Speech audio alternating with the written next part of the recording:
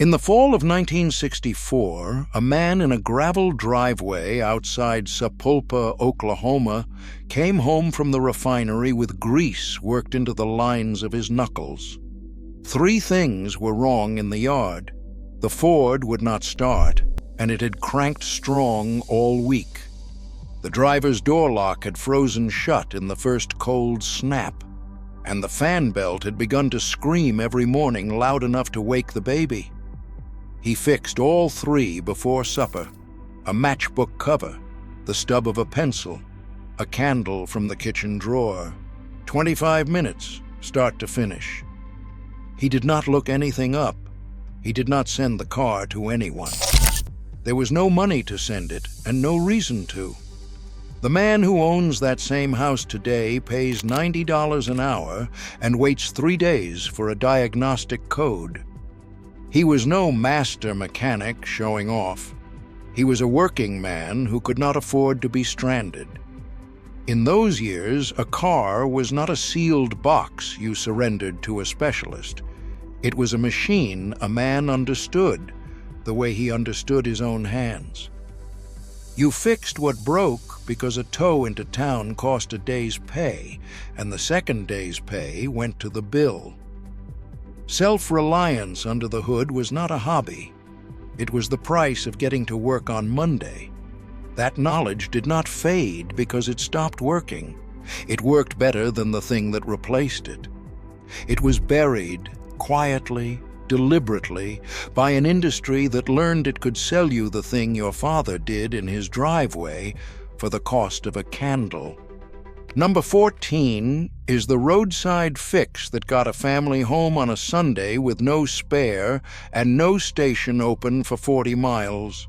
Number 8 kept a tired engine running smooth on 2 minutes of work with a flat file, the same job a shop now bills as an hour of labor. And number 4, the brake adjustment every father made twice a year, now costs you $200 in a morning in a waiting room. He did it in his driveway with one cheap tool through a slot in the backing plate. These 20 tricks were never about saving a few dollars. They were about never standing on the shoulder of a road at the mercy of a man with a truck and an invoice. Hit subscribe and let us count down the 20 lost mechanic tricks every father knew in the 1960s, the ones they hoped you would never learn. Number 20, gapping a spark plug with a matchbook cover. You pulled each plug with a socket and looked at the gap between the electrodes.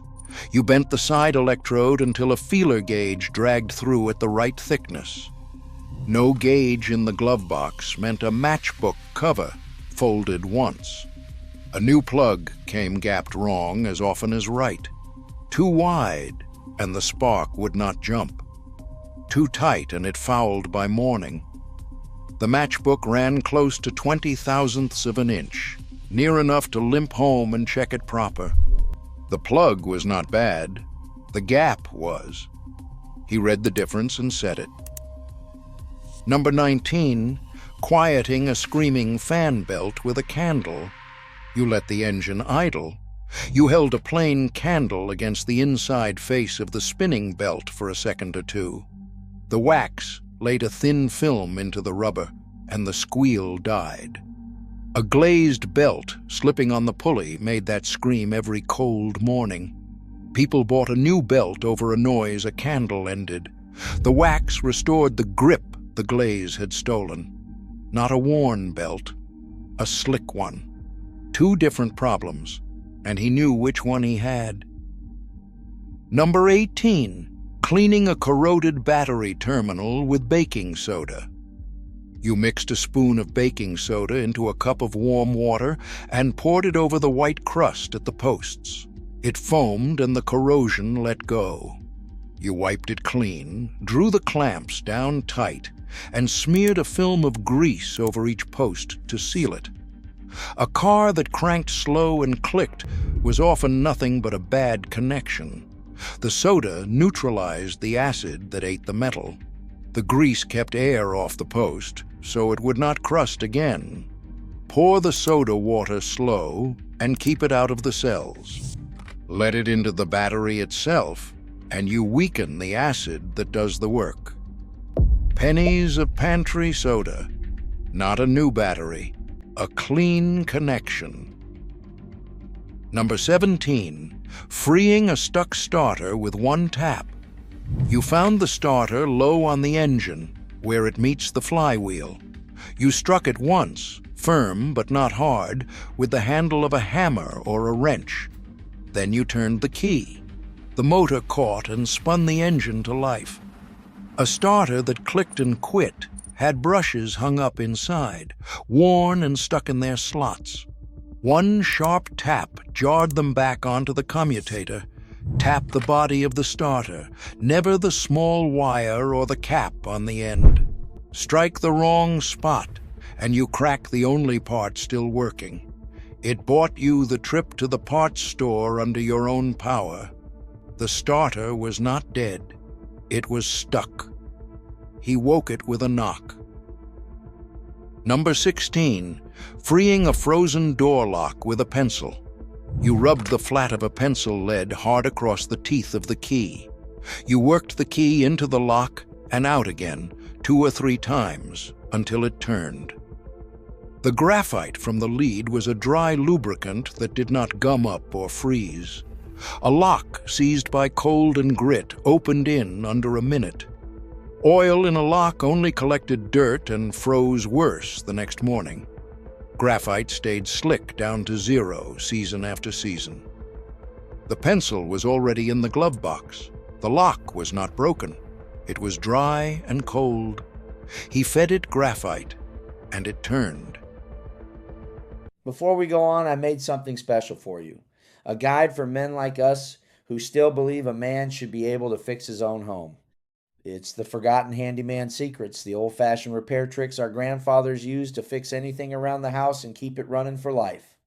But these skills are disappearing fast, and once they're gone for good.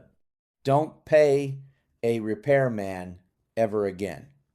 Scan the QR code on screen or click the link below. Go ahead, I'll wait right here. Number 15, stopping a small radiator leak with black pepper. You let the engine cool. You poured a spoonful of common black pepper into the radiator and topped off the water. You ran the engine warm and watched the seep stop. The pepper flakes traveled to the pinhole, swelled in the heat, and plugged it from the inside.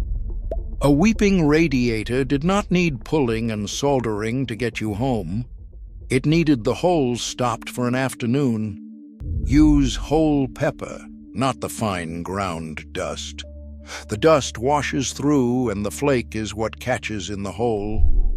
A nickel of pepper from the cupboard did it, not a permanent rebuild. A seal that held until he could get to it proper. Number 14, plugging a flat tire on the road. You jacked the wheel and found the nail. You pulled it with pliers and worked a plug of sticky cord into the hole with a T-handle tool.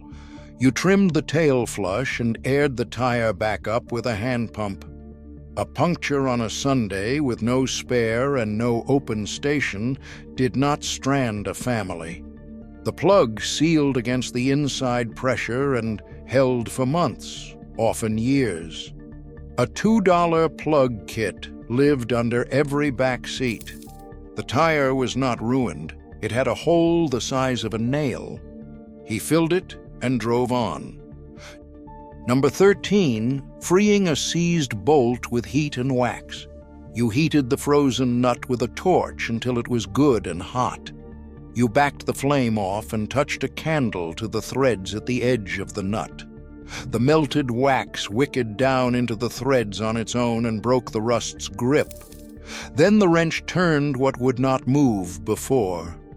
Work the bolt back and forth, a little tight, then a little loose. Never straight off in one pull. Force it hard in one direction and it shears off flush, and a snapped bolt is a half-day lost. Heat swelled the nut off the bolt for an instant. The wax slid into the gap that opened. A rusted bolt that would round off or break came free, clean, and whole.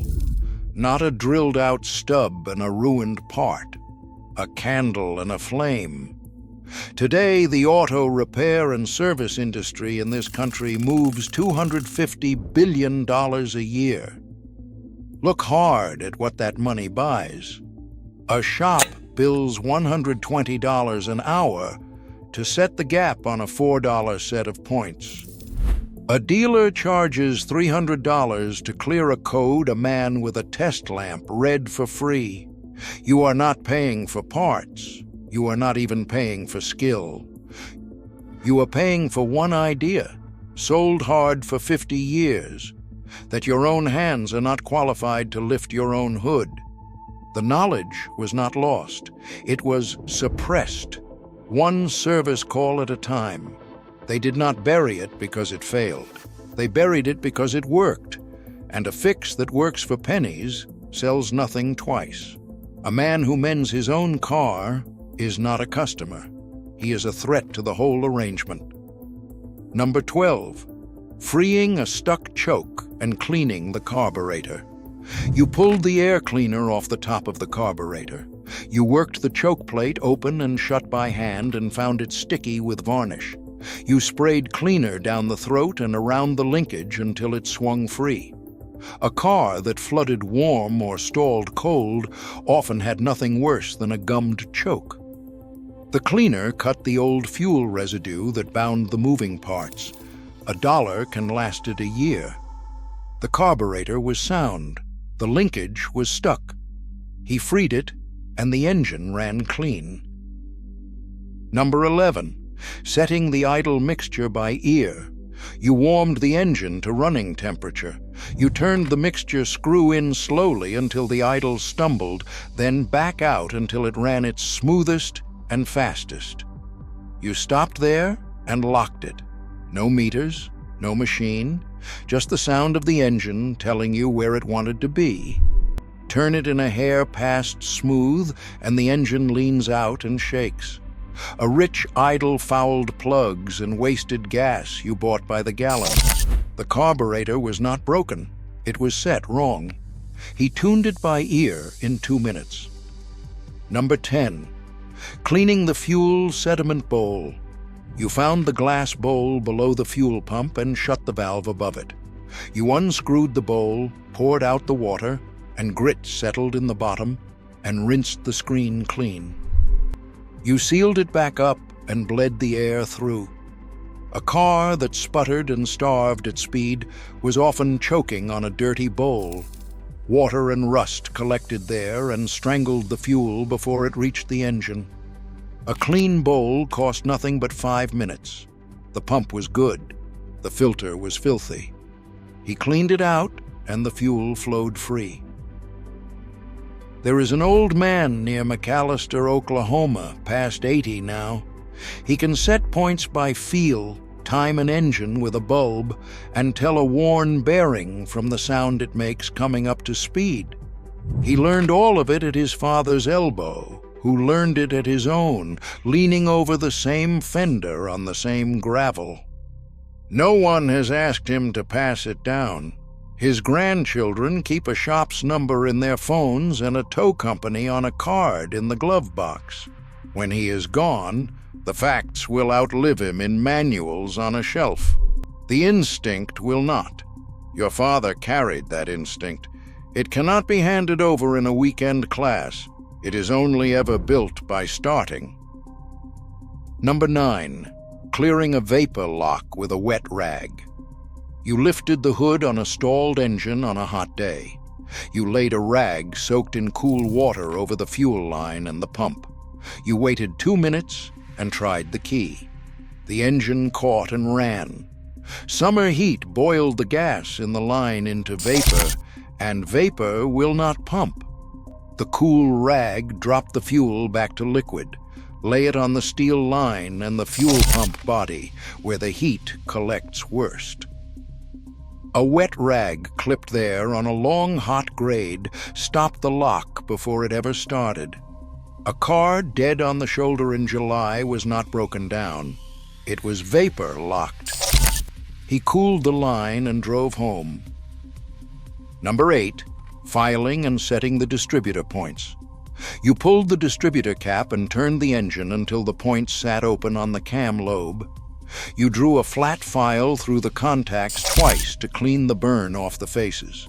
You set the gap to specification with a feeler gauge and locked the screw down. Burned, pitted points were the most common no-start of the age. The file cleaned the contact. The gauge set the gap that timed the spark. 20 cents of points and a flat file. Set each gap clean, never against the cam's high side. A wrong gap there throws the timing off the moment it runs. The ignition was not failing. The points were burned. He dressed them, and it fired the first turn. Number 7, static timing the engine with a test lamp. You hooked a small test lamp from the points to a ground. You turned the engine slowly to the timing mark on the pulley. You rotated the distributor body until the lamp just lit, then locked it down. That was the firing point, set without the engine ever running. No timing light, no machine. A bulb and 2 wires read the same truth. Timing set too far one way caused knocking under load and burned valves. The other way bled power and ran hot. The engine was not gutless. The timing had slipped. He found the mark and set it true. Number 6, reading the spark plugs to find the trouble. You pulled the plugs after a good run and laid them out in order. You read the color of the tip on each one. A light tan meant that cylinder ran right. Black and sooty meant it ran rich. White and blistered meant it ran lean and hot. Oily meant the rings or valves were passing oil. The plug was a window into the cylinder you could not see. 8 plugs told the story of 8 cylinders. A man who read them knew what to fix before he touched a wrench. Pull them after a hard run, not a cold idle, or the colors lie. The tip has to burn clean before it shows you the truth. The engine was not a mystery. It left its report on the plugs. He read it. Number 5, the pantyhose fan belt that got you home. You took the broken belt off the pulleys. You looped a length of strong pantyhose around the same path the belt ran. You pulled it tight and knotted it hard 3 times over. The makeshift belt turned the water pump and the generator enough to limp into town. A snapped belt on a back road, miles from apart, did not have to mean a tow. Loop it doubled if the run is long, and tie the knot on the slack side away from the pulleys. A knot riding the pulley face throws the belt in a mile. The nylon held heat and tension long enough to save the trip. It was not a repair. It was a way home. Every glove box in the family kept a spare pair for exactly this. Number 4, adjusting the drum brakes through the backing plate. You jacked the wheel and found the slotted hole in the backing plate behind it. You slipped a brake spoon through the slot and onto the star wheel inside. You turned the wheel by hand while you cranked the adjuster until the shoes just dragged the drum, then backed it off 2 clicks. Drum brakes wore looser with every mile and the pedals sank to the floor. The adjustment took the slack back out. A pedal that went soft was rarely a failed brake. It was worn shoes that needed taking up. A $2 spoon and 10 minutes a wheel. He did it twice a year and never lost his brakes. Number 3, repacking the front wheel bearings. You pulled the hub and lifted the bearings out of the grease. You washed the old grease and grit out of them with solvent and let them dry. You worked fresh grease into the rollers with your palm until it filled every gap. You set them back, snugged the nut, and backed it off to a free spin. Dry bearings ran hot, howled, and seized a wheel solid at speed. Fresh grease every season kept them turning true for years. A can of bearing grease cost less than a meal. Pack the palm full and force the grease through the cage, not just around it. The bearings were not worn out, they were dry. He repacked them, and the wheel ran cool and quiet. Number 2, bleeding the brakes with 2 people and a jar. You ran a hose from the bleeder screw on the wheel into a jar of brake fluid. A second person pressed the pedal and held it down. You cracked the screw, let the air and old fluid push out, and closed it before they let off. You worked each wheel, starting with the one farthest from the master cylinder. Air trapped in the lines made the pedal spongy and weak. Bleeding pushed it out, and the pedal came back hard. Keep the master cylinder topped the whole time. If you let it run dry, you will pull fresh air in and have to start over. The brakes were not failing, the lines held air. He bled them firm again. Number 1, looking at the broken thing yourself before you ever reach for the phone. That is the whole list. Every trick from 20 down to 2 began the same way. A man, or just as often a woman, lifted the hood, leaned in, and looked. They put their hands on the engine.